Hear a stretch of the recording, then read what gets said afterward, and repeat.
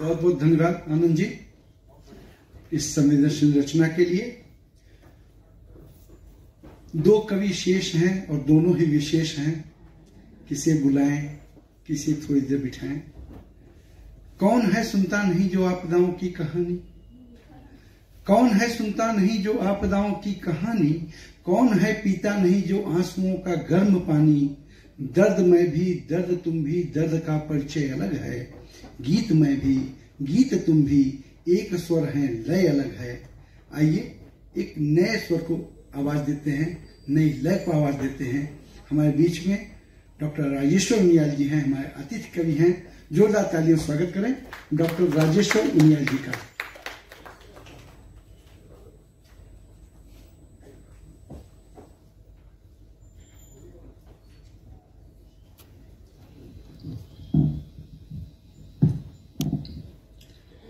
धन्यवाद श्री अरविंद राय जी सुंदर संचालन के लिए।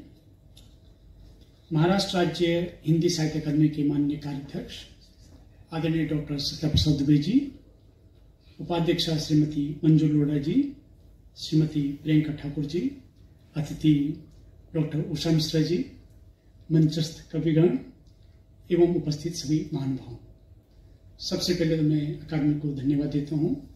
कितना अच्छा कार्यक्रम उन्होंने यहाँ पर आयोजित किया और मुझे भी इसमें अपने काव्य पाठ रखने का, प्रस्तुत करने का अवसर दिया, इसके लिए मैं पुनः उनको धन्यवाद देता हूँ।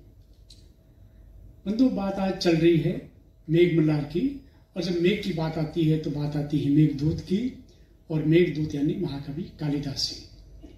और महाकवि कालिदास जी को क्योंकि आज जयंती भी है, उनको ही समर्पित एक कार्यक्रम हो रहा है। और संयोग कुछ ऐसा है कि मैं वहीं का रहने वाला हूँ जहां हमारे महाकवि कालिदास जी का जन्म हुआ था।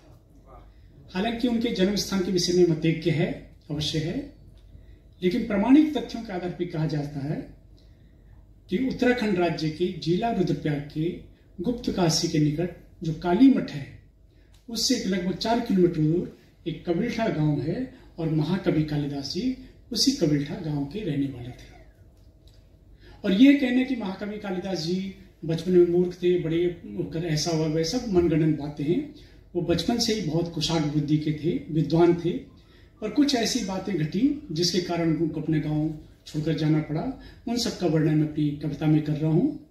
मेरी कविता में 3 शब्द अवश्य आएंगे जो कि शायद आपसे अपरिचित होंगे। एक है बांदरू, एक रेवती, एक उदयवती। बांदरू यानी बंदर की तरह उछल कूद करने वाला, खासकर हमारे पहाड़ों में जो हम आज पेट नेम जिसको कहते हैं वैसे लिखे जाते हैं जैसे बच्चे का स्वभाव होता है। तो महाकवि कालिदास जी क्योंकि पहाड़ी बच्चे थे, पेड़ों में कूदते रहते थे, उनको लोग बचपन में उनकी दादी नानी उनको बांदरू कहती थी। और रेवती और उदयवती उनकी पत्नियां थी। और मैं यहाँ कालिदास जी को समर्पित करते हुए, और जो हमारी आदरणीय प्रियंका जी और हमारे उषा जी और हमारी मंजू जी ने जो बातें रखी थी कि नारी चिंतन की, नारी विषय की या विरह की जो बातें हो रही हैं, तो मैं ये इस कविता के माध्यम से हम कालिदास जी को तो हमेशा नमन करते हैं, याद करते हैं, और करना ही होगा क्योंकि विश्वमोहन जैसे कोई नाटककार नहीं है। लेकिन उनके वियोग के कारण जब वे बाहर निकल गए, उज्जैन आए, तो उनके कारण, उनके वियोग से उनकी जो 2 पत्नियां थी रेवती उदयवती, उनकी क्या दशा थी उसको मैं यहाँ शब्दशः यहाँ वर्णित करना चाहता हूँ। ढम ढम बाजे बादी का ढोलक, ढम ढम बाजे बादी का ढोलक, थिर थिर थिरके रेवती की पायल, वह सुता हिमवती वादी की, छम छम करती बढ़ती पल पल। ढम ढम बाजे बादी का ढोलक, थिर थिर थिरके रेवती की पायल, वह सुता हिमवती वादी की, छम छम करती बढ़ती पल पल। यौवन ब्रह्म कमल सा खिला हुआ, यौवन ब्रह्म कमल सा खिला हुआ, उन्नत शिखरों सा देह भरा, अधरों पर लाल बुरा सजा, कस्तूरी मृग सा रूप धरा। यहाँ ब्रह्म कमल, लाल बुरांस, कस्तूरी मृग, ये सब उत्तराखंड के प्रतीक चिन्ह हैं। यौवन ब्रह्म कमल सा खिला हुआ, उन्नत शिखरों सा देह भरा, अतरों पर लाल बुरांस सजा, कस्तूरी मृग सा रूप धरा। लटथे जैसे वन हो घने, लटथे जैसे वन हो घने, हिमश्वेत वर्ण से दंत खिले, नैनों में सुंदर ताल बसे, आंचल लहराए नदियों जैसे। लटथे जैसे वन हो घने, हिमश्वेत वर्ण से दंत खिले, नैनों में सुंदर ताल बसे, आंचल लहराए नदियों जैसे, चलने से उसके झंकार बजे। चलने से उसके झंकार बजे, रुकने से बादल हों झुके, हंसते इंद्रधनुष सतरंगी सी, गाती मंदाकिनी स्वर लहरी सी। ये मंदाकिनी भी वही नदी है जो केदार घाटी में बहती है, जिसमें 10 साल पहले प्रलय आया था, और महाकावी जी का जन्म स्थल भी उस मंदाकिनी के घाटी के तट पर है। चलने से उसके झंकार बजे, रुकने से बादल हों झुके, हंसती इंद्रधनुष सतरंगी सी, गाती मंदाकिनी स्वर लहरी सी। कंदराओं वनों में घूमता फिरता, कंदराओं वनों में घूमता फिरता, दिख जाता बालक बांदरो जब, चेहरे पर तेज ललाट लिए, रेवती मन में रम जाता तब। कंदराओं वनों में घूमता फिरता, दिख जाता बालक बांदरो जब, चेहरे पर तेज ललाट लिए, रेवती मन में रम जाता तब।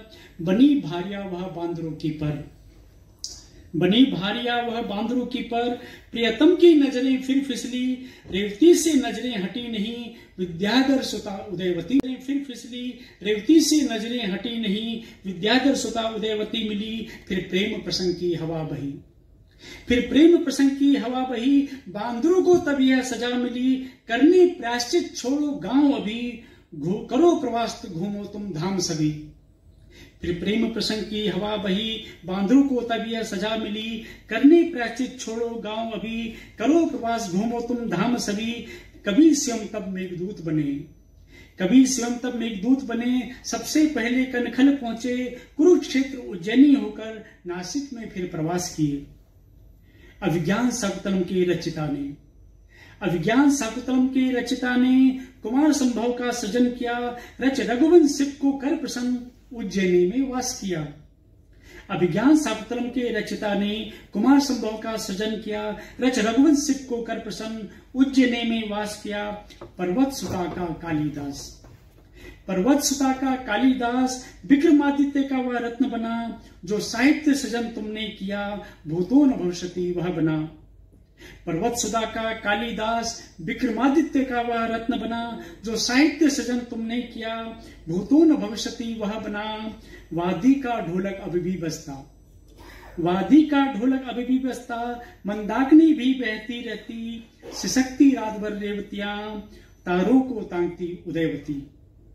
वादी का ढोलक अभी भी बजता, मंदाकिनी भी बहती रहती, सिसकती रात भर रेवतियां, तारों को तांगती उदयवती। सजा पथ कविल्ठा करात दिन, सजा पथ कविल्ठा करात दिन, वो बाट तुम्हारा जोहती रही, तुम भाग्य विधाता बनने लगे, वो भाग्य अपने कोसती रही। सजा पथ कविल्ठा करात दिन, वो बाट तुम्हारा जोहती रही, तुम भाग्य विधाता बनने लगे, वो भाग्य अपने कोसती रही। पर्वत सुता की यह व्यथा कथा, पर्वत सुता की यह व्यथा कथा, बदले न कभी बदले है सदी। पर्वत सुता की यह व्यथा कथा, बदले न कभी बदले है सदी। देख पुत्री के करुण नयन, देख पुत्री के करुण नयन, रोता है हिमालय बहती है नदी, रोता है हिमालय बहती है नदी। धन्यवाद।